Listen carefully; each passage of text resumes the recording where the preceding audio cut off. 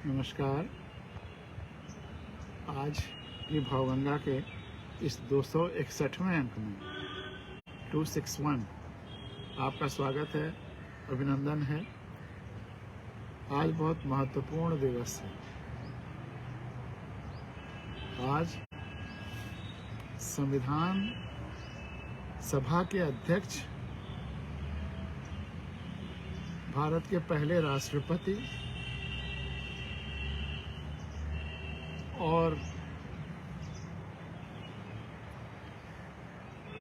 आज़ादी के या पूरे स्वतंत्रता आंदोलन और उसके बाद के देश की व्यवस्था चलाने वाले सर्वोच्च महत्वपूर्ण व्यक्तित्व में सबसे निष्कलंक व्यक्तित्व, सादगी से ओतप्रोत बाबू राजेंद्र प्रसाद का आज जन्मदिन।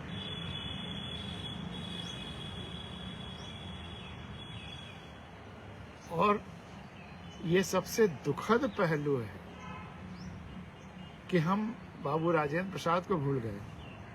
हम अपने दूसरे राष्ट्रपति का जन्मदिन मनाते हैं, राधा कृष्णन का, टीचर्स डे 5 सितंबर। पहले प्रधानमंत्री का जन्मदिन मनाते हैं, बाल दिवस 14 नवंबर। दूसरे प्रधानमंत्री का जन्मदिन गांधी जी के साथ 2 अक्टूबर को मना लेते हैं। लेकिन जो संविधान सभा का अध्यक्ष था, यानी कि राष्ट्रपतियों से भी ऊपर था, रहा है और है, और फिर पहला राष्ट्रपति भी है, उसका जन्मदिन नहीं मनाता। यह देश की कितनी जघन्यता है।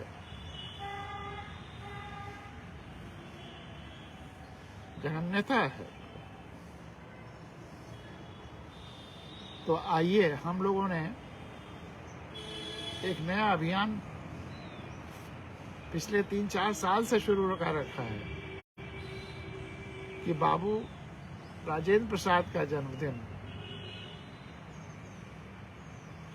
पूरे भावगंगा परिवार के द्वारा या इसका प्रचार प्रसार करके पूरे देश में, जैसे संविधान के लिए इतना कुछ करने के बाद अब पूरे देश में जन जन में से गूंज आने लगी है संविधान की, वैसे पूरे देश में बाबू राजेंद्र प्रसाद का जन्मदिन जो आज है 3 दिसंबर, उसको पूरे देश में किसान दिवस के रूप में मनाया जाए।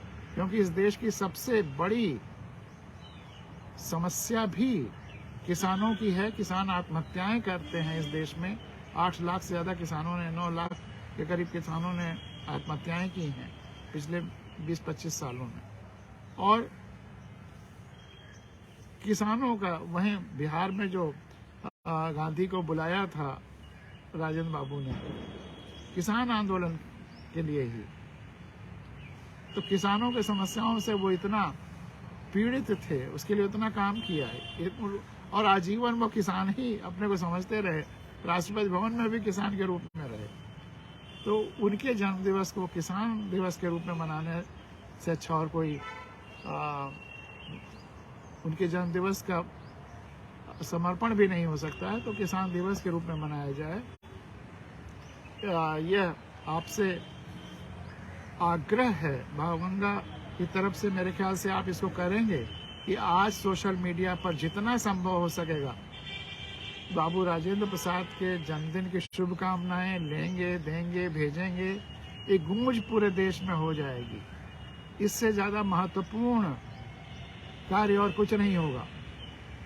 तो किताब एक है ना, वर्शिपिंग फॉल्स गॉड्स। हम गलत व्यक्तित्वों के तो बहुत तारीफ करते हैं, बहुत मनाते हैं। जो शुद्धतम 24 कैरेट के व्यक्तित्व हैं उनको भूल जाते हैं।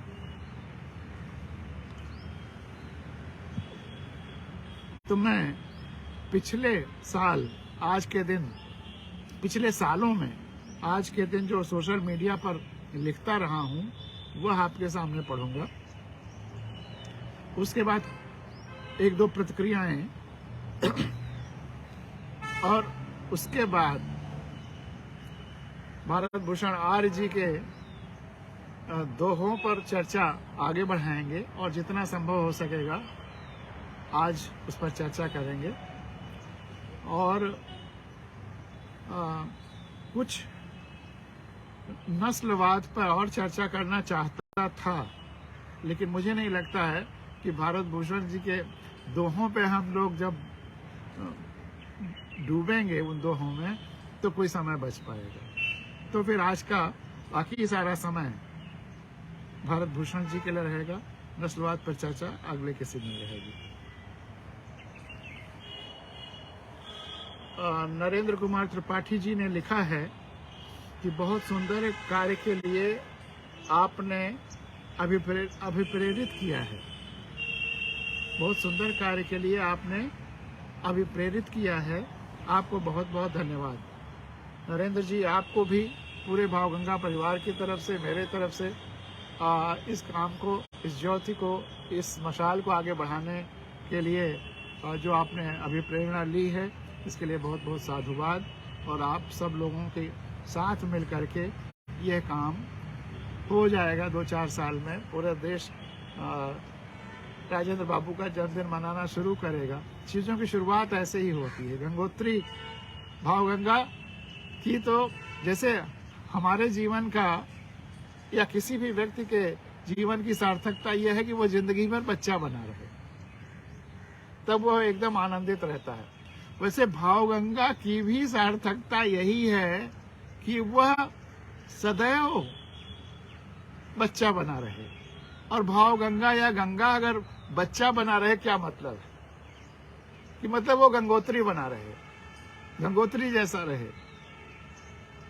भले ही बढ़ता चला जाए, लेकिन उसकी मूल भावना गंगोत्री की रहे, मूल स्वरूप, मूल अंश और उसका मूल विचारधारा गंगोत्री जैसे रहे। अनपॉल्यूटेड, शुद्धतम, दिव्यतम। तो भावगंगा भी आजीवन गंगोत्री रहे, यही इसकी सफलता है। और वह तभी रह पाएगी जब आप सब लोगों के शुद्धतम विचार इसमें आएंगे। कहीं कोई अगर भावगंगा का जो समूह है उसमें भी और कहीं भी अगर कोई प्रतिक्रियाएं भी आती हैं, कोई मैसेजेस भी आते हैं, तो उसको सत्य की कसौटी पर कसा जाता है, कसने की कोशिश की जाती है। और जहां असत्य मिलता है तो उसको बता दिया जाता है कि यहाँ ये गलत हो गया है, ऐसा मत भेजिए, फॉरवर्डेड मैसेजेस मत भेजिए। असत्य की तलाश, सत्य की तलाश करिए और असत्य को सत्य की कसौटी पे कस करके जो भी सूचनाएं आती हैं हटा दीजिए। तो वो आलेख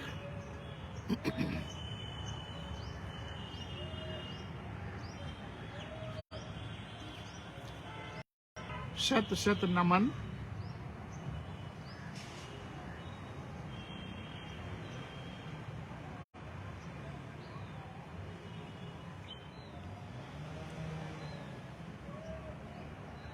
सॉरी,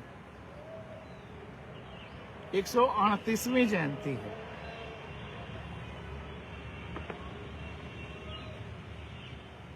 हुआ ये कि चूंकि अभियान हम लोगों का कई साल से चल रहा है,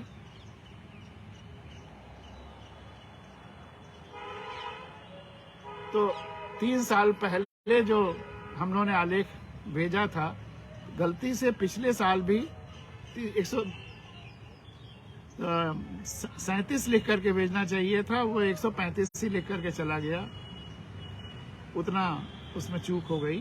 तो उसको सुधार करके इस साल अब उसको करेक्ट कर रहे हैं। आज 138वीं जयंती है, क्योंकि 3 दिसंबर 1884 को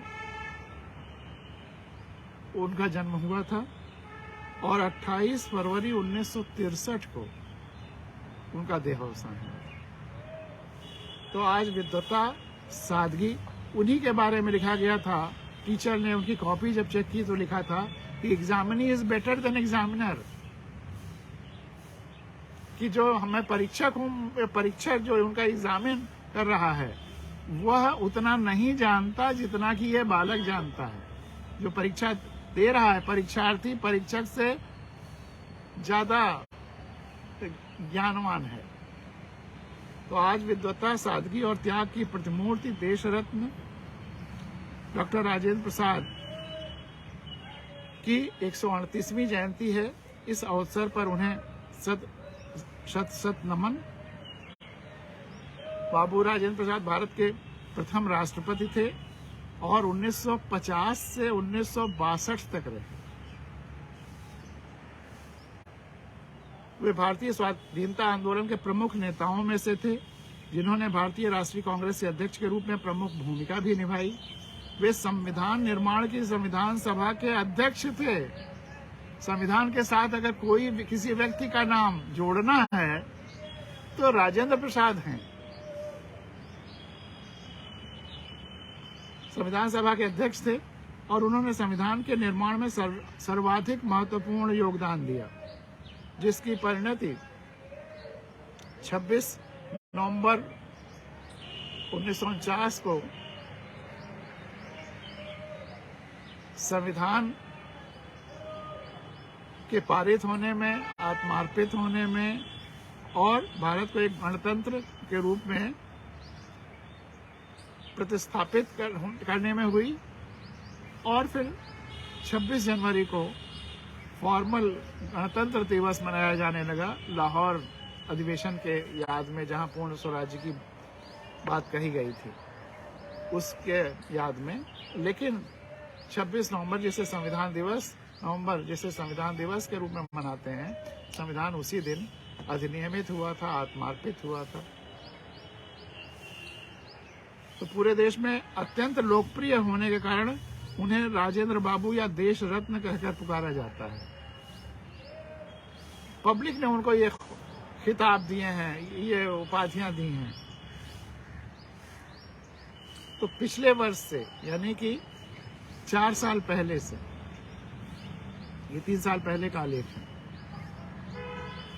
पिछले वर्ष से यानी कि 4 साल पहले से 2017-18 से हम लोगों ने तय किया कि उनका जन्मदिवस किसान दिवस के रूप में हर वर्ष मनाया जाएगा, क्योंकि उन्होंने गांधी जी के साथ मिलकर चंपारण सत्याग्रह, जो कि देश का पहला शांतिपूर्ण अवज्ञा आंदोलन था, किसानों के हित की रक्षा के लिए ही किया था। यह बहुत अफसोस की बात है कि देश के पहले राष्ट्रपति और स्वतंत्र देश के सबसे बड़े पद, संविधान सभा के अध्यक्ष होने के बावजूद उनका जन्मदिन देश भर में नहीं मनाया जाता। जबकि दूसरे राष्ट्रपति, जो मैंने आपको बताया, राधाकृष्णन जी का जन्मदिन 5 सितंबर और पहले प्रधानमंत्री नेहरू जी का जन्मदिन 14 नवंबर तथा दूसरे प्रधानमंत्री लाल बहादुर शास्त्री का जन्मदिन 2 अक्टूबर को पूरे देश में मनाया जाता है। राजेंद्र बाबू जैसे महत्वपूर्ण, निष्कलंक और निष्कलुष व्यक्तित्व और स्वतंत्रता सेनानी, देश के पहले राष्ट्रपति और संविधान सभा के अध्यक्ष का व्यवस्था और देशवासियों द्वारा किया जा रहा अब तक का यह घोर तिरस्कार बहुत ही दुखद है।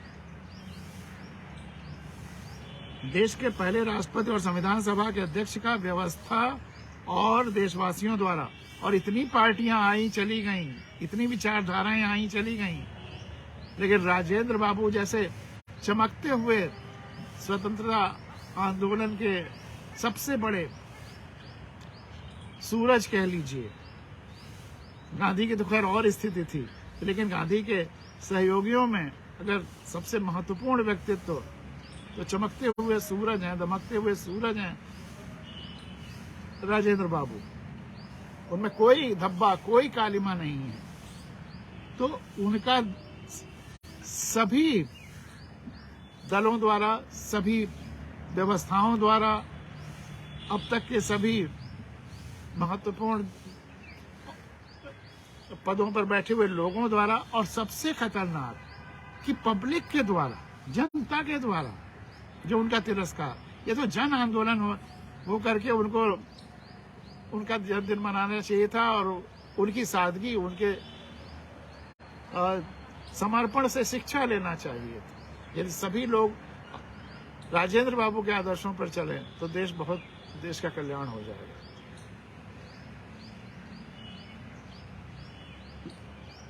तो किसका कहां का नाम गिनाएं, किसने उनकी उपेक्षा की। तो देश के पहले राष्ट्रपति और संविधान सभा के अध्यक्ष का व्यवस्था और देशवासियों द्वारा किया जा रहा। और उनकी ऑनेस्टी है कि 12 साल राष्ट्रपति रहने के बाद उनके पास इतना भी संसाधन नहीं, उस अपने लिए इतना नहीं रखा कि वो अपनी बीमारी में इलाज करा सकें आखिरी दिन।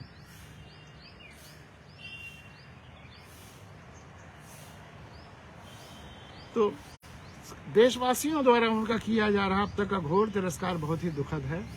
भावगंगा ये उम्मीद करती है, प्रार्थना करती है आप सब से कि वह तिरस्कार के इस पाप से हम सब मुक्त हो जाएं। उनके लिए जी जान से उनको उनके प्रचार प्रसार, उनका जो स्थान है वो दिलाने के लिए और उनका सम्मान तो है ही, लेकिन नई पीढ़ी जानती नहीं है कि वो कितने सम्मानीय व्यक्ति। उसके लिए कार्य करने की आवश्यकता है। और हम लोग सोचते हैं कि भाव इसको किसान दिवस के रूप में उनका जन्मदिन मनाया जाए, लेकिन अगर आप जिस रूप में भी मनाना चाहें स्वतंत्र हैं, लेकिन उनको याद किया जाए। मुख्य चीज है उनकी कुर्बानियों को, उनकी सादगी को जीवन के उदाहरण के रूप में याद किया जाए।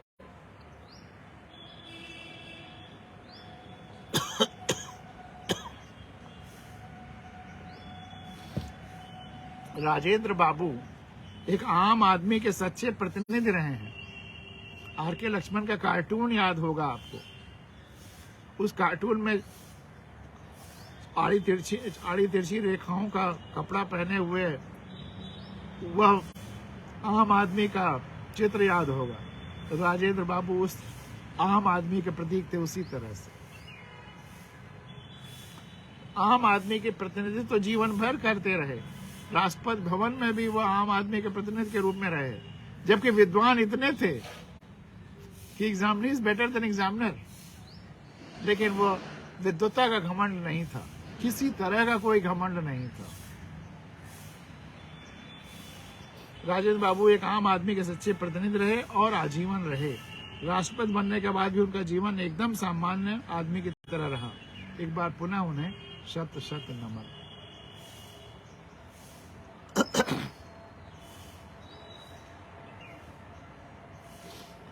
शारदा जी ने लिखा है कल की भावगंगा के बारे में कि फेलोशिप, पेंशन को मैंने फेलोशिप जो कहा था, फेलोशिप पाने वाले पांडे जी को नमस्कार। सुंदर प्रस्तुति, अद्भुत दोहे, सुंदर समीक्षा। कंप्यूटर डे पर सबको संकल्प लेना होगा कि इसे सीखना है। गायत्री मंत्र चर्चा अच्छी लगी। टाप के फैजाबाद प्रवास का अनुभव रोमांचक था। उम्र गिनने के बजाय क्यों न हम अपनी उपलब्धियों को गिने। आज की भावगंगा का आनंद लिया। साधुवाद। धन्यवाद शारदा जी।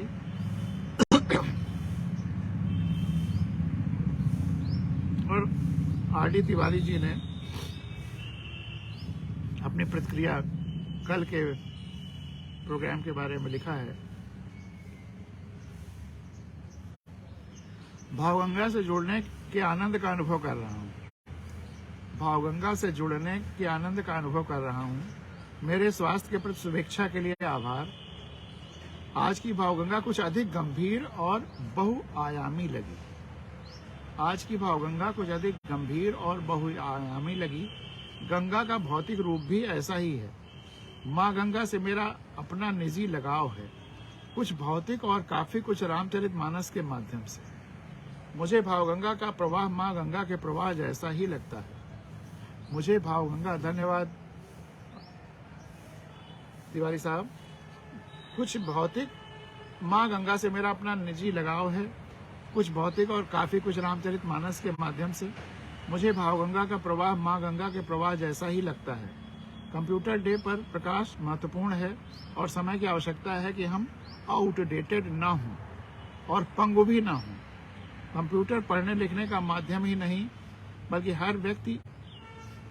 हर जगह एक जरूरत बन गया है। सैटेलाइट से लेकर साइकिल तक, मॉर्निंग वॉक से लेकर जागने सोने तक हम इस पर निर्भर हैं। हमारी क्षमता बढ़ी है, वरना पैदल चलें, तराजू से तौलें, बिजली एहतियात से दूर रहें। मगर हम कहाँ से चलकर कहाँ आए हैं उस पर नजर डालें और आगे क्या करना है उसको जानें और समझें। UNDP, United Nations development projects, UNO की संस्था का इस विषय पर विस्तृत एजेंडा है। जिस टेक्नोलॉजी से हम यहाँ तक पहुँचे हैं उसी से निरंतरता सुनिश्चित करें, और जिस टेक्नोलॉजी से और जो प्रकृति के संरक्षण संवर्धन के साथ है, ऐसी टेक्नोलॉजी भले ही हमारी पुरानी टेक्नोलॉजी हो उसको भी स्वीकार करें, और जो आधुनिक टेक्नोलॉजी भी प्रकृति पर्यावरण को बचाने वाली है उसको भी स्वीकार करें। तो हमें चीज़ों की स्वीकार्यता का जो पैमाना रखना है वो यही है, वसुधैव कुटुंबकम, धरती सुखी रहे, प्रकृति पर्यावरण सुखी रहे, वही पैमाना हो सकता है और कुछ नहीं। अपना स्वार्थ, अपना ग्रीड, अपना लोभ या अपनी खुशी पैमाना नहीं हो सकती, सबकी खुशी ही पैमाना हो सकती है, और उस सब में पेड़ पौधे जीव जंतु सब शामिल हैं। तो UNDP का भी, अब यूनाइटेड नेशंस का भी रुख उधर ही जा रहा है। जब धरती को संकट महसूस होने लगा तो जो वर्ल्ड बॉडी है, पूरे धरती के बारे में सोचने वाली बॉडी है यूनाइटेड नेशंस, कहीं ना कहीं यूनाइटेड नेशंस का जो बनाया गया फॉर्मेशन हुआ सेकेंड वर्ल्ड वॉर के बाद, वो भी उसी भावना से हुआ कि जब लड़ते लड़ते थक गए, बर्बाद कर दिया एक दूसरे को, और ये देखा कि फिर भी हम सुखी नहीं हुए, तो लगा कि सुख की तलाश कहीं और करनी, और पूरी लड़ करके अपने को महान घोषित करके, अपने को विजेता घोषित करके हम सुखी नहीं रह सकते, या अपने देशवासियों को सुखी नहीं रह सकते। हम पूरी धरती के साथ सामंजस्य में रह करके ही सुखी रह सकते हैं, खुद को भी, देशवासियों को भी, तो या परिवार को भी, या समाज को भी। तो कहीं ना कहीं सेकेंड वर्ल्ड वॉर के बाद वह विचारधारा बदलनी शुरू हुई। यूनाइटेड नेशंस उसका पहला बीज था जो सारे देशों ने मिल करके कम से कम एक ऐसा मंच बनाया जिस पे पूरे देश के, सारे देशों की और धरती की, प्रकृति की समस्याएं एक साथ बैठ करके हल करने की कोशिश तो हो रही है। ये सुखद शुरुआत थी UNDP का। तो UNDP शब्द इस्तेमाल करके और उसके याद दिला करके आरडी तिवारी जी ने बहुत अच्छा कार्य किया। तो UNDP का इस विषय पर विस्तृत एजेंडा है, क्योंकि UNDP के साथ बहुत दिनों तक काम किया है तिवारी जी ने, इसलिए इन विषयों पर वो एक्सपर्ट हैं भारत के एक तरह से। जिस टेक्नोलॉजी से हम यहाँ तक पहुँचे हैं उसी से निरंतरता सुनिश्चित करें। नीड और ग्रीड में फर्क कराई वही करें जो सस्टेनेबल हो। सस्टेनेबल व्यक्ति के लिए भी, समाज के लिए भी, परिवार के लिए भी, प्रकृति के लिए भी, उसकी आजीविका के भी, लोगों के लिए भी, और दूसरे जीव जंतु वनस्पतियों के लिए भी, धरती के लिए भी, सबके लिए सस्टेनेबल है। नीड और ग्रीड में फर्क कराई वही करें जो सस्टेनेबल हो। छोटे छोटे मॉड्यूल्स बनाएं जो प्रभावी हों, जैसे कि कंप्यूटर वेस्ट को हैंडल करना, जैसे और कचरा बन रहा है वैसे कंप्यूटर का भी जो वेस्ट हो रहा है, वेस्ट बन रहा है, कचरा बन रहा है, उसको भी हैंडल करें, उसको भी कहीं ऐसी जगह डंप ना करें जो प्रकृति को नुकसान करे। पर्यावरण सुरक्षा, पौधों को प्यार करना, जेसी बोस का ज्ञान, प्रकृति का संतुलन और संयत विकास जरूरी है। अनुशासित इनकलाब है। विकास को अनुशासित होना होगा, विकास को अनुशासित होना पड़ेगा। अगर यह नहीं हुआ तो मनुष्य को अपने किए का परिणाम भुगतना होगा। सस्टेनेबिलिटी के निम्न विवरण उपयोगी होंगे। उन्होंने सस्टेनेबिलिटी के, निरंतरता के कई आयाम बताए हैं, गिनाए हैं, जैसे द 4 पिलर्स ऑफ सस्टेनेबिलिटी के 4 स्तंभ। ह्यूमन सस्टेनेबिलिटी, ह्यूमन रेस बची रहे और बेहतर होती चली जाए, ज्ञान में, स्वास्थ्य में, संवेदना में। सोशल सस्टेनेबिलिटी, समाज और बेहतर होता चला जाए, और जब संवेदना होगी तो समाज बनेगा ही। समाज बनने का पहला जो आधार है वो संवेदना है। तो सोशल सस्टेनेबिलिटी। इकोनॉमिक सस्टेनेबिलिटी, हम में मेहनत करने की इच्छा बनी रहे। इकोनॉमिक्स के लिए हमें मेहनत करनी जरूरी है, चाहे वो ज्ञान हासिल करने के लिए, जो भी प्रोडक्शन उत्पादन के लिए, उसके जिस रूप में भी, चाहे किसान के रूप में, चाहे इंडस्ट्री में, जहाँ भी हों, और उसमें जिस भी पोजीशन पर हों, अधिकारी हों, कर्मचारी हों, वर्कर हों, लेकिन इकोनॉमिक सस्टेनेबिलिटी होनी चाहिए कि जो हम काम करें वो व्यक्तियों के और वही धरती के, प्रकृति के, सबके सस्टेन करने के साथ हो, सबको नष्ट करने के तरफ ना हो। एनवायरमेंटल सस्टेनेबिलिटी उसी को तो सबसे ज्यादा सस्टेन कराना है, क्योंकि अगर सांस ही नहीं चलेगी तो बाकी सब कुछ क्या होगा। और सब एक दूसरे से जुड़े हुए हैं, अलग अलग नहीं है, अलग अलग खानों में नहीं है। जैसे मैं बार बार कहता हूं कि धरती में कोई दीवार है ही नहीं, कोई बंटवारा है ही नहीं, कोई रेखा है ही नहीं। जितनी बाउंड्री, जितनी डिविजन्स हैं धरती पर, सब दिमाग से क्रिएट किए, ह्यूमन माइंड ने क्रिएट किए हैं। और ये ह्यूमन माइंड ही इतना गड़बड़ है कि उसने ये सब क्रिएट किया है। मनुष्यों के अलावा किसी जीव जंतु वनस्पति ने कोई बंटवारा नहीं किया है, कोई सीमा रेखा नहीं खींची है, कोई दीवार नहीं बनाई है। वो जुड़ाव बरकरार रखा है। हम जुड़ाव नष्ट करने के लिए सीमाएं बनाते हैं। भविष्य में उधर जाना है। गंगा भी कोई सीमा नहीं मानती, वो हिंदुस्तान में भी बहती है, बांग्लादेश में भी बहती है। कितनी नदियां हैं जो कितने कितने देशों में बहती हैं। तो ये जो भी बाउंड्रीज हैं, ये मनुष्य के जैसे के मनुष्य का दिमाग कभी कभी खतरनाक हो जाता है, तो उस खतरनाक दिमाग ने बनाया है। लेकिन मनुष्य का दिमाग जब शुद्ध होगा, भावगंगा के तरह होगा, जब उसमें भाव की गंगा बहेगी उसके दिमाग में, तो ये सब बंटवारे खत्म हो जाएंगे। वसुधैव कुटुंबकम तब होगा, सर्वे भवन्तु सुखिनः तब होगा। तो अच्छा, आश्चर्य की बात है कि वही बात तिवारी जी कह रहे हैं, भावगंगा दर्शन में ये सब समाहित है। अतः कंप्यूटर से जुड़े तमाम विषयों पर चिंतित होने की आवश्यकता नहीं है। काव्य चर्चा बहुत सुंदर, सतसैया के दोहरे और उस पर चर्चा सुंदर, और कल का इंतजार, यानी कि आज के प्रोग्राम का इंतजार। सादर नमन आर.डी. तिवारी जी। तो ये कुछ महत्वपूर्ण आयाम आज हम लोगों के सामने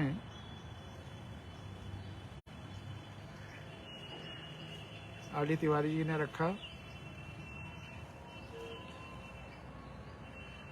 और एक दो लाइन का एक वाक्य आपके सामने रख करके अब हम लोग इस पुस्तक पर आते हैं, बैठ समय के तीर, भारत भूषण आर्य जी के। तारीफ की चाहत तो नाकाम लोगों की फितरत है।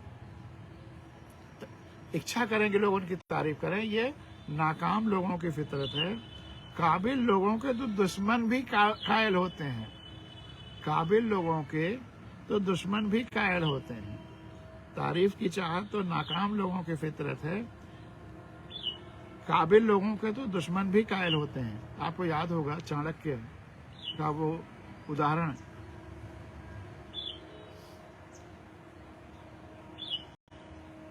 कि वो जो राक्षस था वो बेहद काबिल व्यवस्थापक था। तो चाणक्य जाकर के उससे आग्रह करते हैं, जब चंद्रगुप्त मौर्य स्थापित हो गए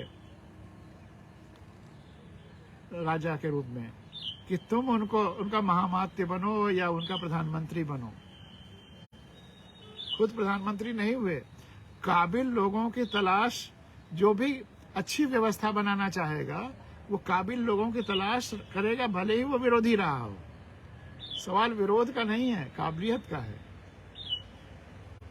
अगर विरोधी, वो उस समय नंद का महामात्य था तो नंद के पक्ष में काम कर रहा था। और वो नंद हट गया, अब चंद्रगुप्त आ गए तो उसके लिए भी काम करेगा। उसका समर्पण जनता के लिए था, जनता के लिए काम कर रहा था, उसकी भावना जनता के लिए थी।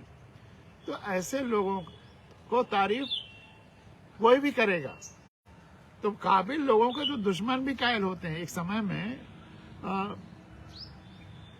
एक तरह से दुश्मनी निभा रहा था राक्षस चंद्रगुप्त और चाणक्य का, लेकिन जब ये विजयी हो गए तो चाणक्य कायल थे और उसको उन्होंने महामात्य बनाया। यह अगर दृष्टि साफ हो तो यह सब होता है। तो तारीफ की चाह तो नाकाम लोगों की फितरत है। काबिल लोगों के तो दुश्मन भी कायल होते हैं। और अब हम लोग आते हैं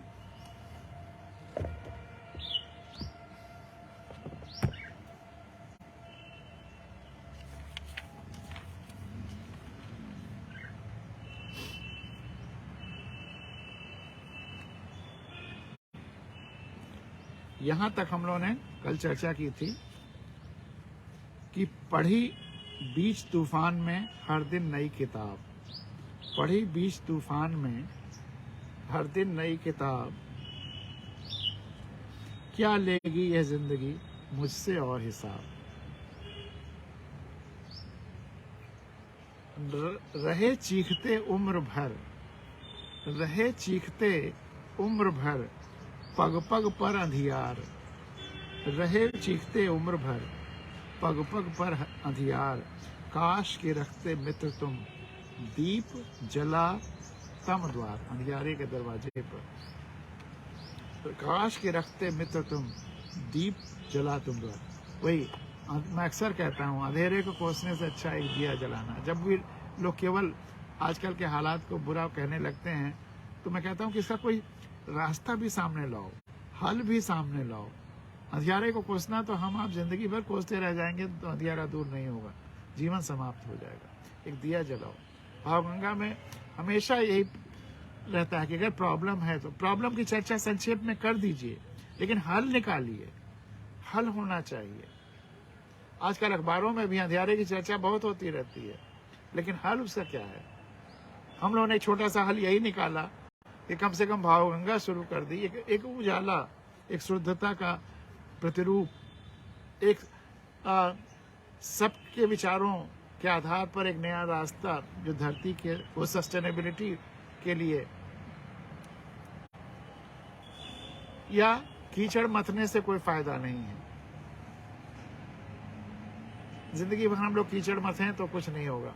इसीलिए भावगंगा, गंगोत्रियों की तलाशें हैं, गंगा को तलाशें, गंगा को अपने अंदर उतारें और आकाश से भी गंगा उतारें और जमीन से भी गंगा उभारें। रहे चीखते, बहुत अच्छा दोहा है। रहे चीखते उम्र भर, पग पग पर अंधियार, काश के रखते मित्र तुम, दीप जला तम द्वार। और हर लम्हा भरपूर जी, उड़ तू पंख पसार। हर लम्हा भरपूर जी जिए, उड़ तू पंख पसार। फूल मिलें, कांटे मिलें, पतझड़ मिलें, बहार। आसपास का परिवेश तो बदलता ही रहेगा, लेकिन हमारे मन का आनंद, मन की उड़ान, मन की शुद्धता, मन की संवेदना, यह स्थिर रहे, यह सस्टेनेबल रहे। बाकी आसपास का परिवेश तो ये, अगर हमारा ये अपना ये सब अंदर का ठीक रहेगा तो बाहर वाला हम बहुत अच्छे तरह से निभा लेंगे। हर लम्हा भरपूर जी, उड़ तू पंख पसार। फूल मिलें, कांटे मिलें, पतझड़ मिलें, बहार। उगता क्या सूरज नया, सुख के खुलते द्वार। उगता क्या सूरज नया, सुख के खुलते द्वार। पत्थर फेंका ही कहाँ, जुल्म भरे दरबार। उगता क्या सूरज नया, सुख के खुलते द्वार, क्वेश्चन मार्क। पत्थर फेंका ही कहाँ, जुल्म भरे दरबार। परिवर्तन कैसे होगा? सकारात्मक परिवर्तन कैसे होगा? सुख के द्वार कैसे खुलेंगे जनता के? जन जागरण का सूरज उसके लिए जरूरी है। लेकिन यहाँ पत्थर प्रतीक है, पत्थर फेंका ही कहाँ जुल्म भरे दरबार। जो भी व्यवस्थाओं के दरबार हैं और जो जुल्म कर रहे हैं वहाँ पत्थर कहाँ फेंका। और अब ये शायद तब की बात है जब राजतंत्र रहा हो। अब लोकतंत्र में पत्थर नहीं फेंकना है, वोट सही लोगों को वोट फेंकना है, वोट देना है। अब पत्थर की जगह वोट कहाँ, वो दरबार की बात उन्होंने की है ना। दरबार तो राजाओं का होता है। लोकतंत्र में जो लोग दरबार लगा रहे हैं वो इसीलिए कि जनता जानती ही नहीं कि लोकतंत्र है और हम मालिक हैं, वो अपने को प्रजा माने हुए है, इसीलिए दरबार की बात करते हैं। और आज भी लोग दरबार लगा ले रहे हैं। जब जिस दिन अपने वोट के द्वारा सब कुछ बदल करके इन जो दरबार पर जो लगाए हुए हैं उनको सेवक बना देंगे, वो उनका के महज सेवा स्थल हो जाएगा, सेवाग्राम हो जाएगा। गांधी यही चाहते थे, हमको सेवाग्राम चाहिए। हमको प्रधानमंत्री, राष्ट्रपति, मुख्यमंत्री या बहुत बड़े बड़े जो भी है अब दरबार लगाते हैं, जनता दरबार लगाते हैं, उसकी जगह पर वो सारे स्थल सेवाग्राम हो जाने चाहिए।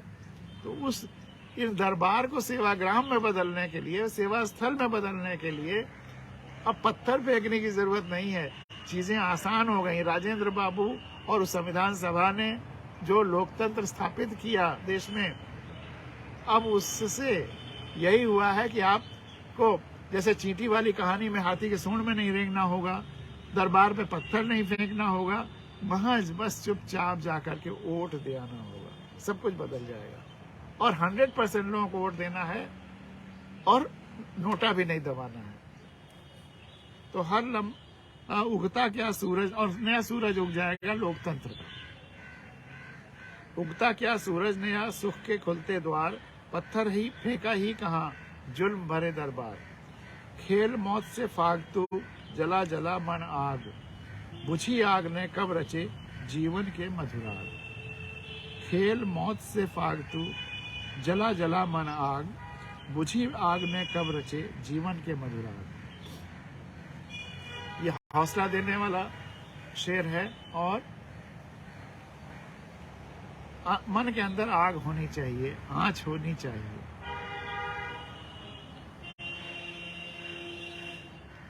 मुझे पता है टूटने की जीवन का तार को, मुझे पता है टूटने को जीवन का तार, पर जब तक है एक भी सांस न मानूं हार।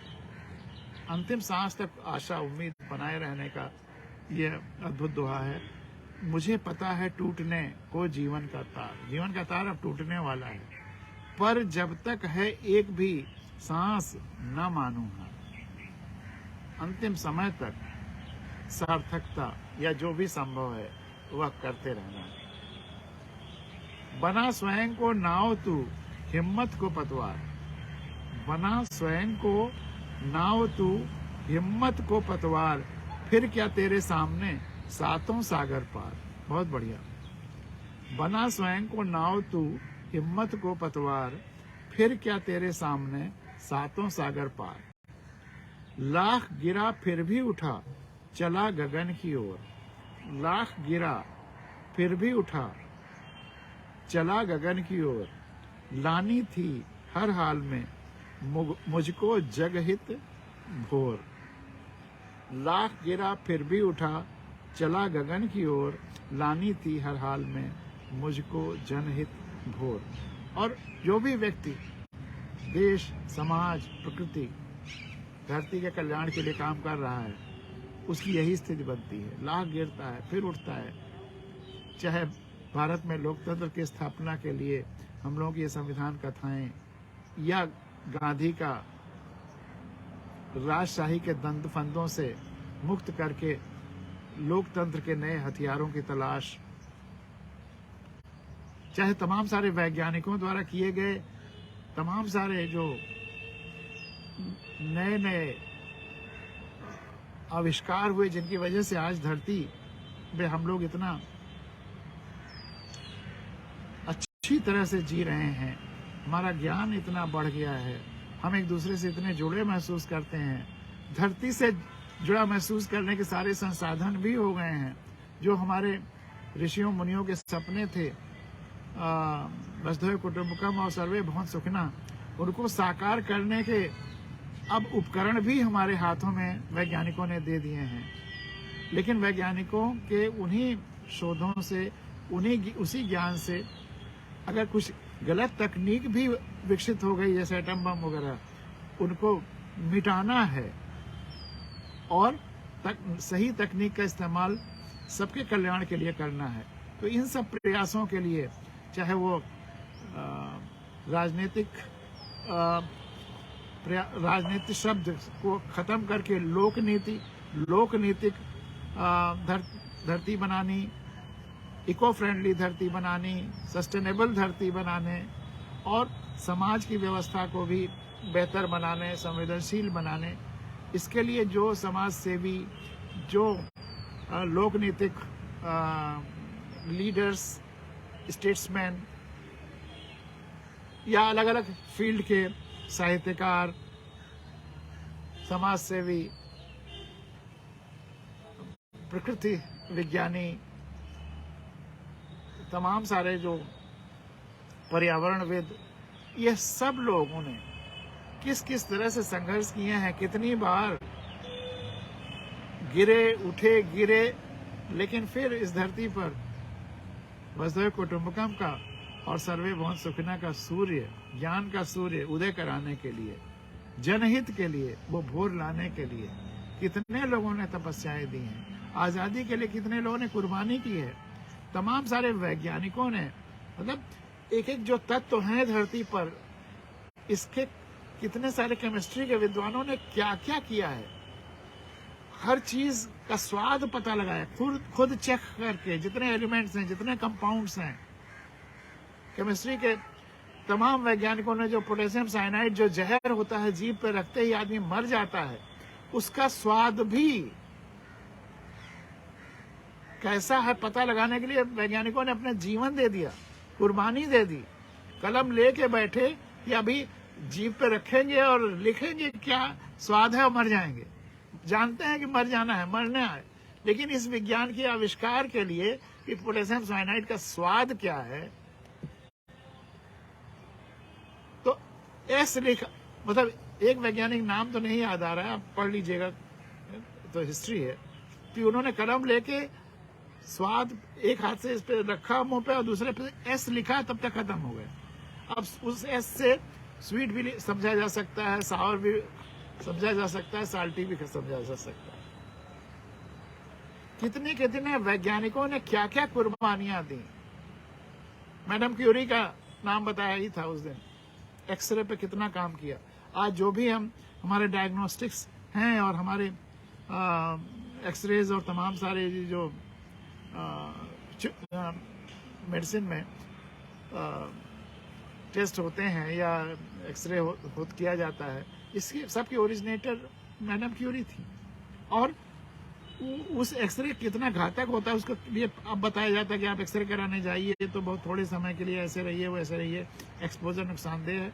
और रिसर्च के लिए जिंदगी भर उसी एक्सरे में काम करती नहीं। और जब सेकेंड वर्ल्ड वॉर हो रहा था तो एक्सरे की टीम लेकर के युद्ध के मैदान में पहुंच गई। तो यह जो वाकई जो हमारी प्रगति का या संवेदना के भी प्रगति का यह भोर लाने के लिए कितने लोगों ने कितनी कुर्बानी है, कितने लोग गिरे हैं, उठे हैं, गिरे हैं, उठे हैं, इस जगहित के भोर को लाने के लिए, सर्वे भवन्तु सुखिनः लाने के लिए। लाख गिरा फिर भी उठा, चला गगन की ओर, लानी थी। और गगन शब्द अक्सर इस्तेमाल किया है भारत भूषण जी ने, क्योंकि असीमित, इसलिए गगन की ओर, सीमा पे नहीं, असीमित तरीके से, असीमित दृष्टि से, असीमित संवेदना से कार्य किया है इस धरती पर जगहित लाने के लिए, जगहित की भोर लाने के लिए। वो सुबह कभी तो आएगी, लेकिन इतने लोगों के प्रयासों से वो सुबह जरूर आएगी। किससे मांगू रोशनी, किससे लूं उजियार, किससे मांगू रोशनी, किससे लूं उजियार, सूरज खुद बैठा हुआ अंधियारे के द्वार। आजकल के जो सो कॉल्ड लोभी राजनीतिज्ञ हैं, जो राजशाही के दंड फंद साम दाम दंड भेद करके और व्यवस्था को, लोगों का वोट का चीरहरण करके और सत्ता पे जा करके पूंजीपति और पूंजी से खेलने लगते हैं, उनके लिए बहुत ही माकूल दुआ है कि किससे मांगूं रोशनी, किससे लूं उजियार, सूरज खुद बैठा हुआ अंधियारे के द्वार। रास्ता वही है कि अपने अंदर उजाला ढूंढना है। ऊपर वाला जो है कि लाख गिरा फिर भी उठा, चला गगन की ओर, उत्तर उसका ऊपर वाला से दुआ है। लानी थी हर हाल में मुझको जगहित हो। जब आम आदमी जन जागरण हो जाएगा और वह खुद जगहित घोर निकालने के लिए अपने अंदर से आंच और रोशनी निकालना शुरू करेगा, तो फिर ये जो सो कॉल्ड सूरज हैं, ये सब अपनी औकात में आ जाए। इसी आस पर जी रही एक उम्र से आस, इसी आस पर जी रही एक उम्र से आस, शायद उग जाए कभी पत्थर पर भी घास। इसी आस पर जी रही एक उम्र से आस, शायद उग जाए कभी पत्थर पर भी घास। कल जब हम लोगों ने शुरुआती दोहा उस पर चर्चा की थी, कहाँ मोम पत्थर हुआ बुझी रेत से प्यास, फिर भी बैठा मन वहीं बांध उसी से आस। तो पत्थर तो मिट्टी होना ही है, ह्यूमस बनना ही है, ये प्रकृति। लेकिन उसमें पेशेंस रखना होगा। सैकड़ों साल, हजारों साल में पत्थर बढ़ते घटते रहते हैं, पत्थर मिट्टी में बदलते रहते हैं। खुले में रख दीजिए तो उसमें टेम्परेचर वेरिएशन और तमाम सारा प्रकृति के अन्य जो चेंजेस होते रहते हैं, तो वो धीरे धीरे करके मिट्टी में बदलता रहता है, ह्यूमस बनता है, फिर मिट्टी बन जाती है। इसी आस पर जी रही एक उम्र से आस, शायद उगाए कभी पत्थर पर भी घास। पत्थर पर घास उगती है, उगेगी, समय लगता है। तू क्या तेरा रूप क्या, तू क्या तेरा रूप क्या, क्या तेरा विस्तार, तब जाना जब मैं हुआ छूकर तुझे अपार। तू क्या तेरा रूप क्या, तेरा क्या विस्तार, तब जाना जब मैं छुआ छूकर तुझे अपार। बहुत प्यारा दुआ है। तू मतलब एग्जिस्टेंस, संपूर्ण ब्रह्म या ईश्वर, जो भी मान लीजिए, संपूर्णता ही ईश्वर है, एग्जिस्टेंस ही ईश्वर है, ब्रह्मांड ही ईश्वर है, समस्त काल और स्पेस ईश्वर है। तो वो ईश्वर क्या है, संपूर्णता क्या है, तू क्या तेरा रूप क्या, क्या तेरा विस्तार, उसका विस्तार क्या है, तब जाना जब मैं हुआ छूकर तुझे अपार। जब भी मैंने ईश्वर को छुआ तो मैं खुद अपार हो गया, फिर मेरा विस्तार वही हो गया। लेकिन आप ईश्वर कैसे छुएंगे?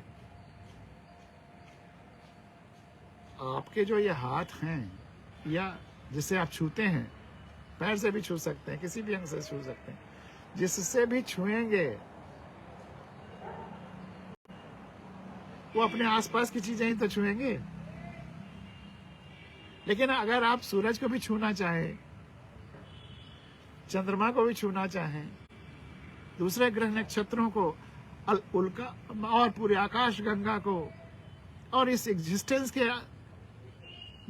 इंतहा तक अगर आप छूना चाहें तो कैसे छुएंगे? छू सकते हैं आप। दो रास्ते हैं और दोनों फिर मानसिक रास्ते ही हो जाते हैं।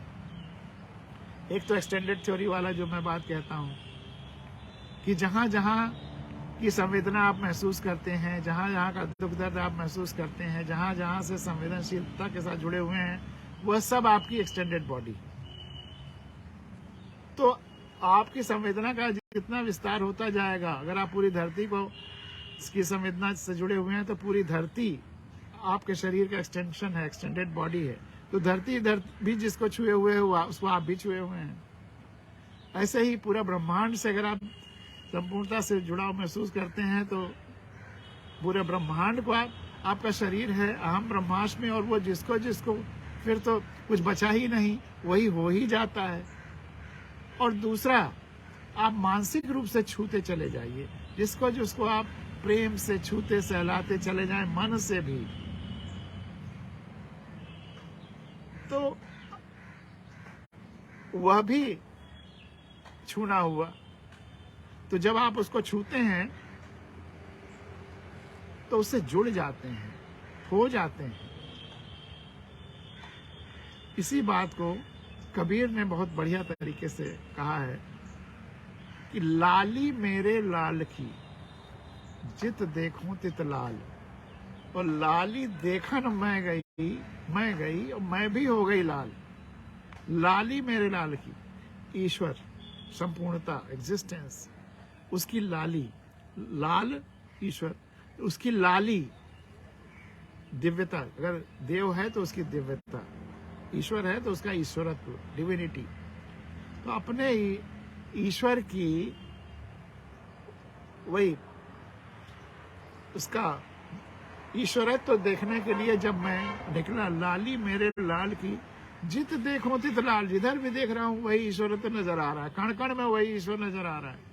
जित देखो तित लाल, लाली मेरे लाल की जित देखूं, जब मैंने देखने लगा, जित देखूं तित लाल, लाली मेरे लाल की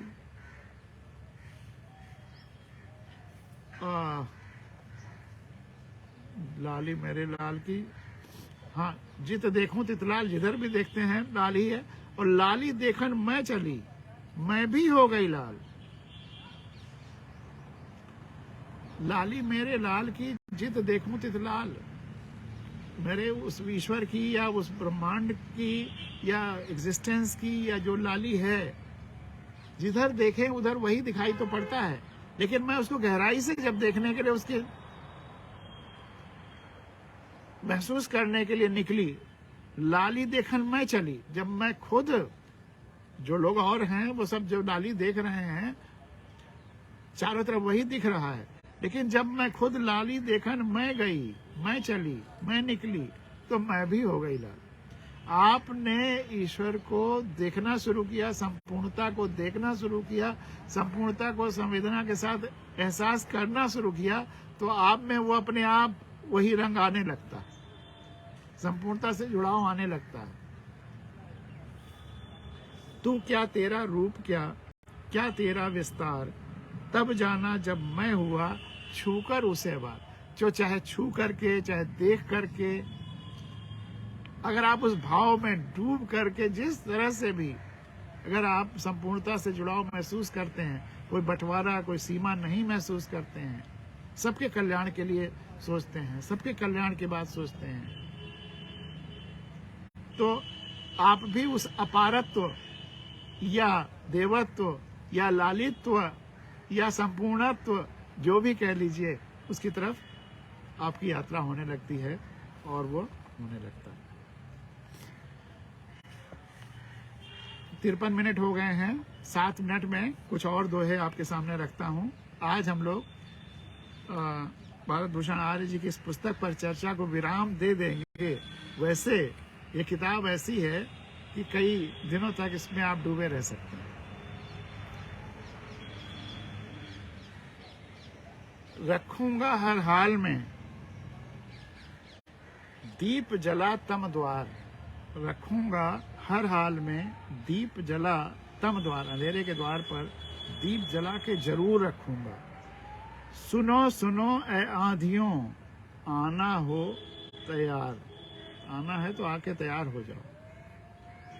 मैं तो तम के द्वार पर दिया जला के रखूंगा ही।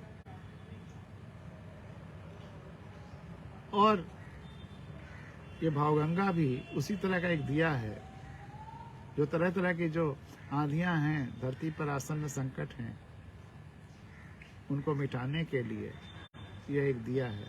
और इतने लोगों ने अगर अपने तम द्वार पे ये दिया रख लिया है, तो आंधियां भी शर्मा के वापस लौट जाएंगी, ये निश्चित जान लीजिए। रखूंगा हर हाल में दीप जला तम द्वार। प्रॉब्लम की चर्चा करने की जगह पर अगर हम दिया जलाना शुरू कर दें, रोज रास्ता हल निकालना शुरू कर दें जो, और लोकतंत्र में अधिकांश समस्याओं का हल दो ही है, सही लोगों को पहचान करके व्यवस्था पे अपने प्रतिनिधि बनाना और हर बच्चे को अच्छी से अच्छी शिक्षा। और अच्छी शिक्षा के दो ही आयाम हैं हर बच्चे को। पहला, उसके अंदर छिपी हुई जो स्पेशल शक्ति है, ईश्वर ने जो विलक्षणता दी है, उसको पहचानना और उसको उकेरना। और दूसरी, आंखें खोल देना, उसमें ये विश्वास भर देना कि हमेशा सत्य की तलाश करो, विज्ञान वही है जो सत्य है, अंधविश्वासों से दूर रहो। अपनी आंखें पर इतना विश्वास करो कि दुनिया की कोई भी पुस्तक कुछ भी लिख रही हो, दुनिया का कोई से बड़ा व्यक्तित्व तो कुछ भी कह रहा हो, चाहे वो खुद अवतार ही क्यों न हो, अगर तुम्हारी आंखें कुछ और देखती हैं तो रुको, ठहरो, और जो भी अब तक लिखा पढ़ा कहीं भी दिख रहा है उस पर फिर से प्रयोग करो, पुनर्विचार करो। तुम्हारी आंखों का कहीं भ्रम तो नहीं है, यह भी टेस्ट कर लो, कहीं आंखों में तो कोई प्रॉब्लम नहीं है। और अगर तुम्हारी आंखें जो साइंस में किसी चीज को स्वीकार करने के पहले रिलायबिलिटी, वैलिडिटी एंड रिपीटेबिलिटी, वो चीज बार बार अगर होती है, रिलायबल है, जो भी देखेगा वो वही पाएगा, अगर उन तीनों टेस्टों पर चीज ये साबित होती है जो तुम्हारी आंखें आज देख रही हैं, तो कहीं कुछ भी लिखा हो वो उस समय के लिए सच रहा होगा, आज के लिए सच नहीं है। आज का सच वही है जो तुम्हारी आंखें देख रही हैं। यह विश्वास शिक्षा में भरने की जरूरत है धरती के सारे बच्चों में, तब धरती अच्छी बनेगी और संवेदना सबसे जुड़ो। पूरी धरती और सारे लोग हमारी एक्सटेंडेड बॉडी है, सबकी संवेदना, सबके दुख दर्द को अपना समझते हैं। जैसे एक परिवार का सबका दुख दर्द समझते हैं, तो जब वसुधैव कुटुंबकम होगा तो उसकी पहली शर्त ही यही है, कुटुंब तभी है जब उसके दुख दर्द को हम समझें। और वसुधा के केवल आदमी कुटुंब है ये नहीं है, वसुधा में जो कुछ है, जीव जंतु वनस्पतियां सब हैं, सब एक परिवार की तरह हैं, सबके दुख दर्द को समझना होगा। तो रखूंगा हर हाल में दीप जला तम द्वार, सुनो सुनो ए आधियों, आना हो तैयार। मैं खुद में फिर भी मगर मैं खुद से अनजान, मैं खुद में फिर भी मगर मैं खुद से अनजान, गली मोहल्ला 10 नगर इस उससे पहचान। मैं खुद में फिर भी मगर मैं खुद से अनजान, गली मोहल्ला 10 नगर इस उससे पहचान। गली मोहल्ला 10 नगर इस उससे तो पहचान है, लेकिन मैं अपने खुद से अनजान हूँ, अपनी शक्तियों को नहीं जानता। तो इसीलिए मैंने शिक्षा, मैंने कहा जब बच्चों को कि उसके अंदर जो छिपी हुई शक्तियां हैं, ये नहीं कि सब लोग एक सब्जेक्ट पढ़ रहे हैं तो ये भी पढ़ता चला जाए, वह पढ़े, लेकिन जो हर बच्चे को ईश्वर ने विलक्षण यूनिक शक्ति दे के भेजी है उसको पहचानना जरूरी। कोई जरूरी नहीं है कि 5 साल की अवस्था में पहचान ले। शिक्षा में आगे स्तर पे 12th और ग्रेजुएशन, उन स्तरों पर कभी न कभी उसको इंट्रोस्पेक्शन और आत्मबोध होना चाहिए कि मुझ में क्या शक्ति स्पेशल ईश्वर ने दी है, उसको पहचाने और उस दिशा में आगे चले। वह बच्चों का भी काम है कि वह उस दिशा में आगे चलें, और समाज, माता पिता और शिक्षकों का भी ये काम है कि हर बच्चे की जो पोटेंशियलिटी है वह उभरे, जो तो चांद का वो टीचर करता था। लगा जिंदगी दांव पर तूफान से कर प्यार, कहाँ सोचने से हुआ भूषण सागर पार। लगा जिंदगी दांव पर, तूफान से कर प्यार, कहाँ सोचने से हुआ भूषण सागर पार। कभी धूप के रंग सा, कभी चांद सा रंग, कभी धूप के रंग सा, कभी चांद सा रंग, श्याम रंग क्या क्या हुआ बैठ तुम्हारे संग। कभी धूप के रंग सा, कभी चांद सा रंग, श्याम रंग क्या क्या हुआ बैठ तुम्हारे संग। फूल कभी कांटे कभी, कभी धूप तो छाँव, फूल कभी कांटे कभी, कभी धूप तो छाँव। ब्याही है तू जिंदगी कौन कौन से गाँव, फूल कभी कांटे कभी, कभी धूप तो छाँव। ब्याही है तू जिंदगी कौन कौन से गाँव, फूल रंग चंदन महक चांद चांदनी रात। शब्दों का बड़ा सुंदर मेल और फिर उसके में बहुत अच्छे भाव निकालते हैं। फूल रंग चंदन महक चांद चांदनी रात, करना इनकी बात तो करना तेरी बात। मैं लहर लहर किस्ती हुई, लहर लहर किस्ती हुई, भंवर भंवर पतवार, बैठा टूटी नाव में ऐसा कौन सवार। लहर लहर किस्ती हुई, भंवर भंवर पतवार, बैठा टूटी नाव में ऐसा कौन सवार। वह संवेदना से भरा हुआ जो व्यक्तित्व है वही ऐसा सवार हो सकता है, जो संपूर्णता से जुड़ाव महसूस करे, संपूर्णता से संवेदना महसूस करे। लहर लहर किस्ती हुई, भंवर भंवर पतवार, बैठा टूटी नाव में ऐसा कौन सवार। हर पल नई किताब तू,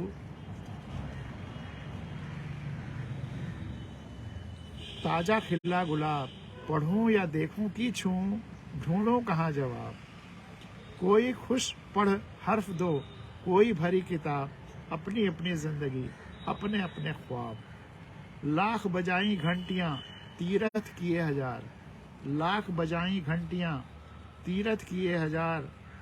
धूल भरी मन आंख तो कहाँ दिखे उस पार, धूल भरी मन आंख तो कहाँ दिखे उस पार। तुम्हें गर्व तो तुम करो, उठा द्वेष दीवार, द्वेष से ही दीवारें उठती हैं। तुम्हें गर्व घमंड तो तुम करो, उठा द्वेष दीवार, हम तो ऐसे ही भले। रोप रोप मधु प्यार, मधु प्यार का पौधा लगा लगा करके। तुम्हें गर्व तो तुम करो, उठा द्वेष दीवार, हम तो ऐसे ही भले। रोप रोप मधु प्यार। और एक आखिरी दुआ सुना करके आज की भावगंगा को यहाँ विराम देते हैं। और 1 घंटे से 1-2 मिनट ज़्यादा ही हो गया है। कहाँ तड़प में वह तड़प, मन से उठी पुकार। कहाँ तड़प में वह तड़प, मन से उठी पुकार। आता तो कैसे बता फिर तेरे, वह फिर तेरे द्वार। कहाँ तड़प में वह तड़प, मन में उठी पुकार। आता तो कैसे बता वह फिर तेरी द्वार। अगर वह पूरी संवेदना नहीं है, जुड़ाव नहीं है, तो वह इस जन कल्याण के द्वार पर कैसे आएगा। इसके लिए तो पहली शर्त ही यही है कि संवेदना, सबसे जुड़ाव, सबके सुख दर्द को अपना समझना। तो बहुत ही सुंदर दोहे लिखे हैं। तो हम सब की तरफ से, भावगंगा परिवार की तरफ से और सुधी पाठकों की तरफ से, बैठ सनो के तीर भारत भूषण आर्य के इस तीसरे सतसैया शतक 700 से ऊपर के, पता नहीं क्यों दोहों में 700 के ज़्यादा मान्यता है। 700 कम से कम हो एक संग्रह में, इसमें शायद 723 हैं। तो आपका इस भरपूर स्वागत होगा हिंदी जगत में। ईश्वर ने चाहा तो इसके दूसरी भाषाओं में भी अनुवाद होगा। तो इतने सुंदर दोहे संग्रह के लिए आपको बहुत बहुत बधाई भारत भूषण जी एक बार फिर। और इसी के साथ आज की ये भावगंगा यहाँ समाप्त होती है। कल और परसों की भावगंगा नहीं होगी, अगली भावगंगा अब 2 दिन बाद होगी। आपका आज का दिन और आगे के 2 दिन बहुत अच्छे रहें, शुभ हों, इसकी शुभकामनाओं के साथ हम लोग फिर 2 दिन बाद मिलेंगे। नमस्कार। आज बहुत ढेर सारी शुभकामनाएं आई हैं, बहुत सारे ढेर सारे मैसेजेस आए हैं, लेकिन इतना हम लोग साहित्य में डूबे रहे कि उनको पढ़ नहीं पाए। अब इसका नोट बना करके अगले वाले प्रोग्राम में रखेंगे आप प्रतिक्रियाओं के रूप में। धन्यवाद, बहुत बहुत धन्यवाद।